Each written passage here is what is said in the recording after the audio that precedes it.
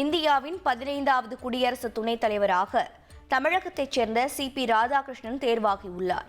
குடியரசு துணைத் தலைவர் தேர்தலில் தேசிய ஜனநாயக கூட்டணி வேட்பாளராக போட்டியிட்ட CP ராதாகிருஷ்ணன் 452 வாக்குகள் வெற்றி பெற்றுள்ளார்.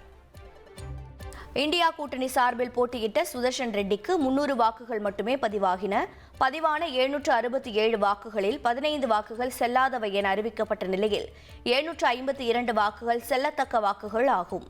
இந்தியா கூட்டணிக்கு 315 வாக்குகள் எதிர்பார்க்கப்பட்ட போதிலும் 15 வாக்குகள் செல்லாதவையாக அறிவிக்கப்பட்டன.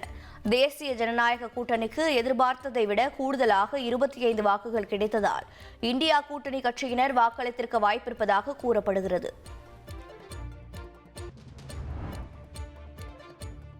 ஜனநாயகத்திற்கு ஆளும் கட்சியும் எதிர்க்கட்சியும் ஒரு நாணயத்தின் இரு பக்கங்கள் என்று குடியரசு துணைத் தலைவராக தேர்ந்தெடுக்கப்பட்ட CP ராதாகிருஷ்ணன் தெரிவித்தார்.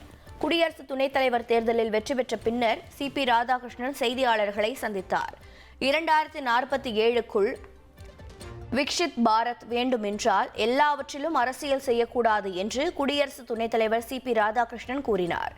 தேர்தல் முடிந்ததும் அரசியலை மறைந்து நாட்டின் வளர்ச்சிக்கு அனைவரும் பங்களிக்க வேண்டும் என்று தெரிவித்தார். புதிய பதவியில் நாட்டின் வளர்ச்சிக்காக தன்னால் முடிந்த அனைத்தையும் செய்வேன் என்றும் உறுதியளித்தார். இந்தியா கூட்டணி இந்த தேர்தலை சித்தாந்த போராட்டம் என்று கூறினாலும் தேசியவாத சிந்தனையே வெற்றி பெற்றது எனவும் கூறினார். குடியரசு துணைத் தலைவராக தேர்வு செய்யப்பட்ட CP ராதாகிருஷ்ணனுக்கு பிரதமர் மோடி நேரில் சந்தித்து வாழ்த்து தெரிவித்தார்.